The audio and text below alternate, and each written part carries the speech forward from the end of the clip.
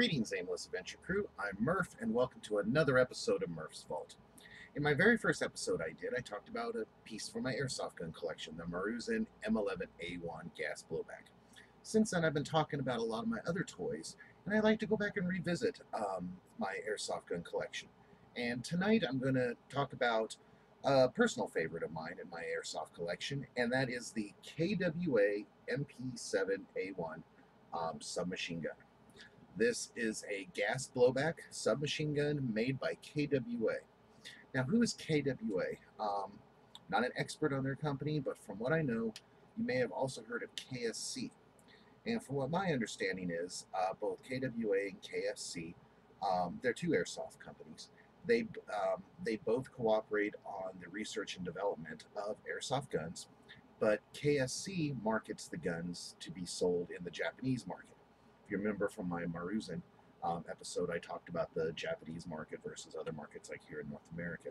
KWA manufactures the airsoft guns to be sold in Hong Kong, North America, and other parts of the world where you can have a higher feet per second.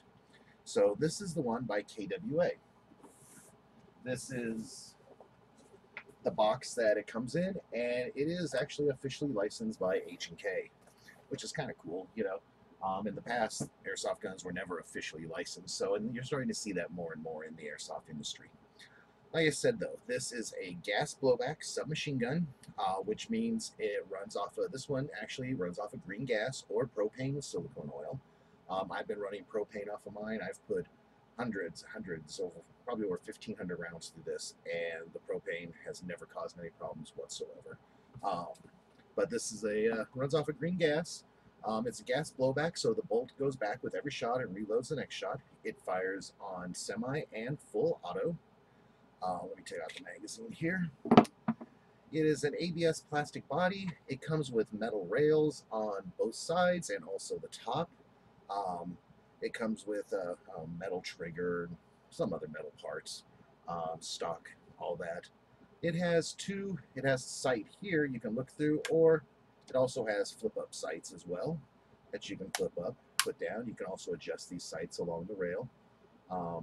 It has a fold-down front grip, has a little trigger, little thing there that you can do it and snap into place. It also has the stock back here, which has a little release there, and it comes out and locks out, and then your submachine gun is now at a perfect level. It makes for a really good primary weapon if you're doing close combat battles. If you're out in the field, it might be a backup weapon. I'd rather have a pistol, which is lighter. But if you're doing close combat, this could be a good weapon. You may have to reduce the feet per second because it could be a little powerful for many fields that do CQB. But KWA also makes a low power bolt that you can easily exchange inside here that will reduce the feet per second, so that, I don't know, I think it's like at 300 around there, but so that it's low enough to be used in close quarter battles. The magazine is metal. It has the port at the bottom along with the HK symbol, kind of cool, where you fill it up with gas. Has the release button here to release extra gas, and so on. It has an ambidextrous magazine release here. Also has an ambidextrous on each side fire selector for safe, semi, and full, and an ambidextrous bolt release here. Cock it back here at the back. Since there's nothing loaded in here, I have to push the bolt release there, and it'll fire. This has been a very solid gun.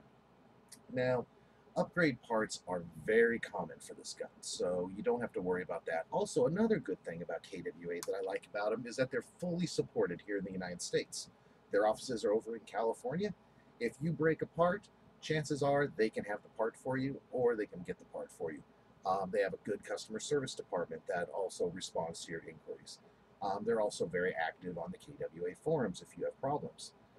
So once again, I like that support. That's something that doesn't exist if you're in the U.S. with things like Tokyo Marui or Maruzen. So that's kind of nice if something breaks. Like I said, there are plenty of upgrade parts. I've actually upgraded this gun quite a bit with the internals. I've added a improved valve inside. I've added an improved piston, an improved recoil spring and rod,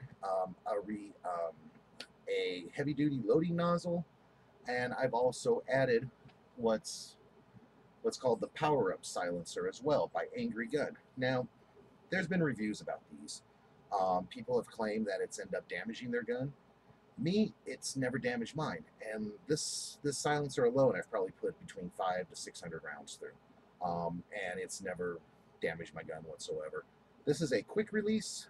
You can push on this section here, and it pretty much just snaps on to your barrel right there, and it adds feet per second.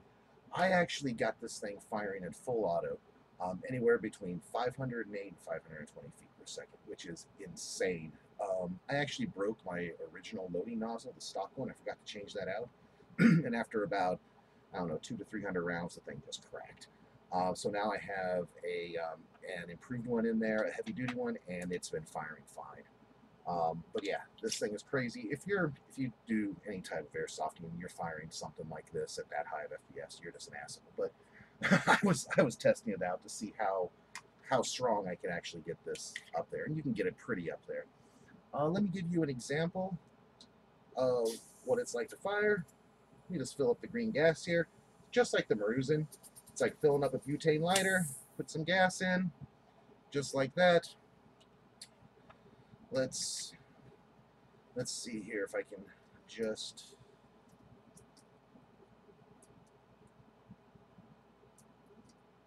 Nope. Oh well. All right. So put that in, and yeah, it cocks back since there's nothing left in there, so it locks back with the last shot. Pretty neat there. Let's see if I can adjust this so you can hear it on full auto.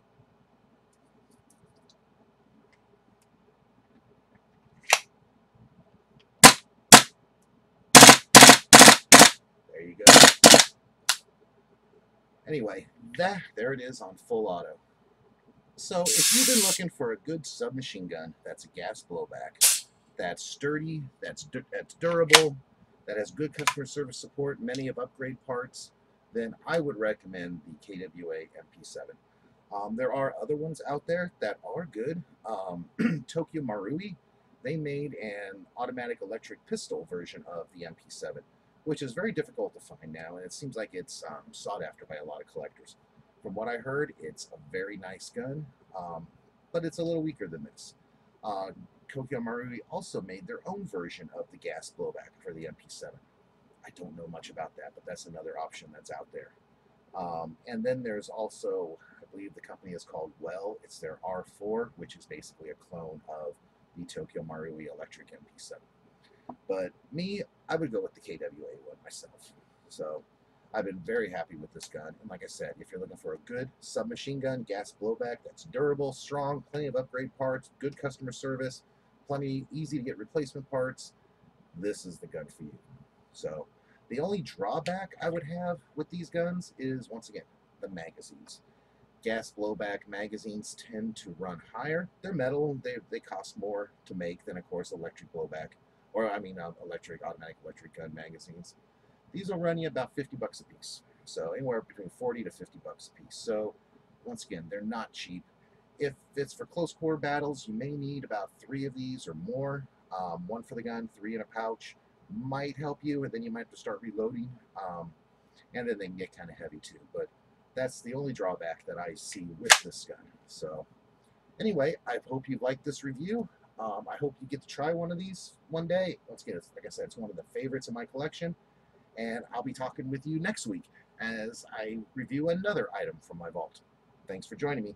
Now I return you to your aimless adventure. Later.